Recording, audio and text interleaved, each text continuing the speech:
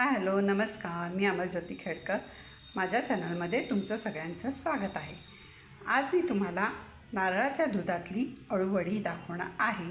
आणि ही अळूवडी जी आहे, म्हणजे ह्याला अळूवडी नाही म्हणत, ही कोकणातली डिश आहे. कारण कोकणामध्ये नारळही भरपूर असतात आणि अळूही भरपूर असतं, त्यामुळे ही कोकणामध्ये डिश म्हणजे करतात.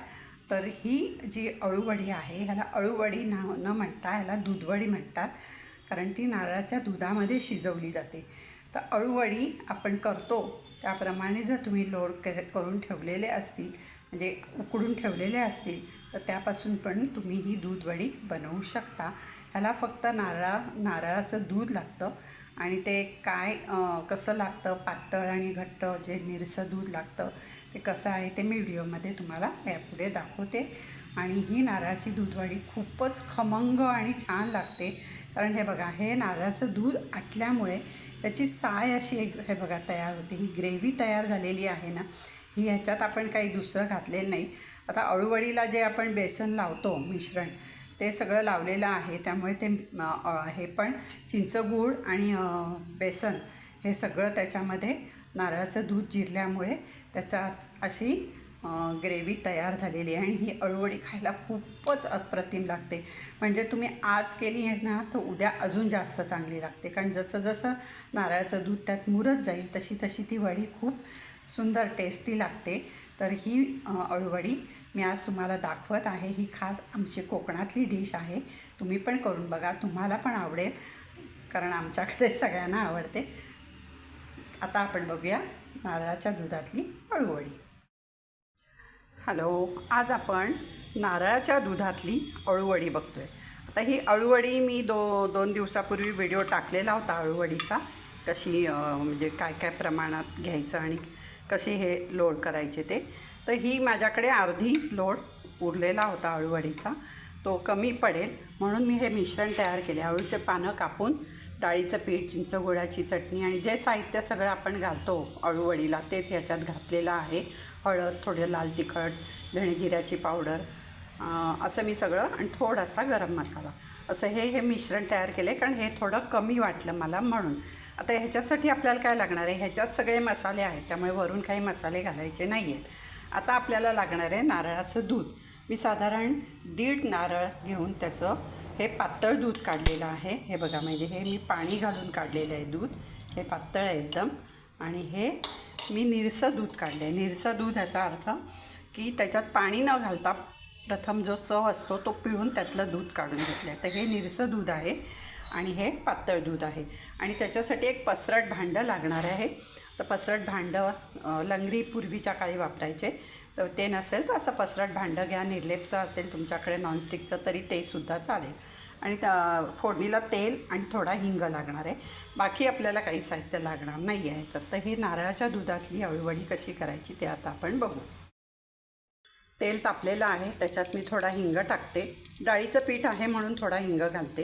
हिंग घालून झाल्यावर आपण हे जे डाळीचं थोडंसं मिश्रण तयार करून घेतलं आहे अळूवडीसाठी, तर ते भज्यासारखं आता आपण इथे टाकून घेऊया. छोटे छोटे हे टाकायचे. हे बघा, प्रथम तेलावर मी जे डाळीचं पीठ भिजवून घेतलं होतं ते मी टाकलेलं आहे, कारण ते शिजलेलं नाही आहे. आणि ही जी वडी आहे ही आपली वाफवून घेतलेली आहे.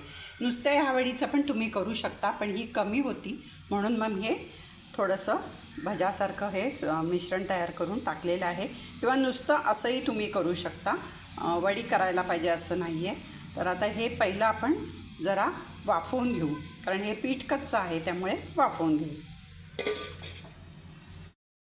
हे बघा, आता हे झालेलं आहे थोडंसं. हे बघा, ती टाकलेली भजी होती ती थोडीशी अशी फुललेली आहे. आता आपण हे जे वडी आहे आपली अळूवडी आपली, ती आता ह्याच्यामध्ये बाजूला सगळी लावून टाकू. कारण ह्याचं तर आपण वाफवून घेतलेली आहे त्यामुळे ह्याला काय शिजायला लागणार नाही, ती शिजलेलीच आहे. तर ही सगळी आता आपण ह्याच्यात इथे बाजूला टाकून घेऊ. ही आता जे पीठ घातलं होतं आपण ते पण चांगलं झालेलं आहे. आता ह्याच्यावर काय करायचं, हे टाकलेलं आहे. ही वडी आधी आपण वाफवून घेतलेली आहे त्यामुळे ह्याला काही वाफवायची गरज नाही. आता मी ह्याच्यावर नारळाचं दूध टाकते.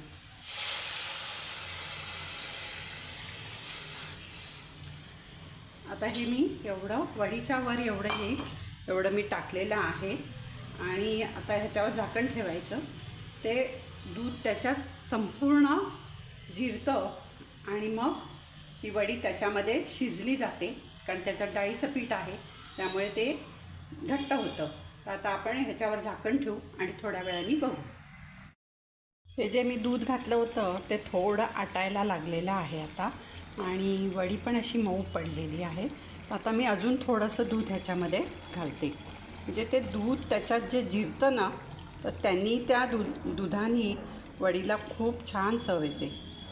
आता हे बघा, हे दूध घातले, हे सुद्धा आपण ह्याच्यामध्ये जिरवून घेणार आहोत आणि त्याचा असा मग लगदा तयार होतो ना.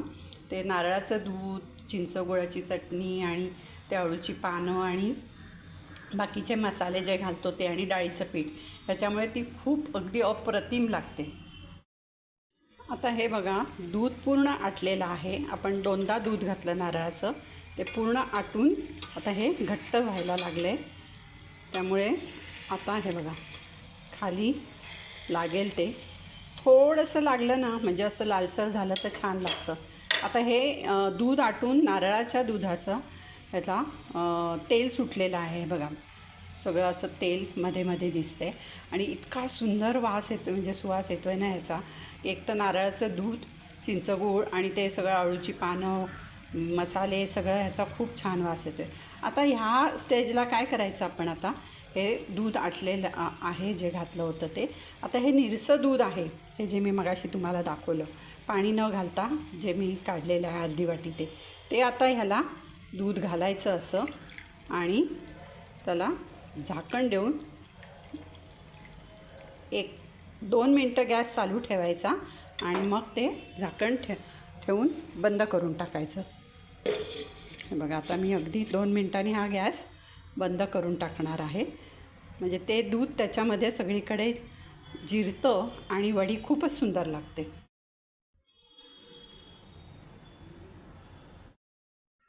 बघा, आपली अळूची दूधवडी तयार झालेली आहे. वरतून जे मी निरसं दूध टाकलं होतं ते पण आता बघा असं साईसारखं झालेलं आहे आणि पूर्ण अशी ही बघा अशी मलईसारखी हे झालेलं आहे. हे दूध शिजून त्याची अशी मलई तयार होते आणि खाताना ही खूपच अप्रतिम लागते.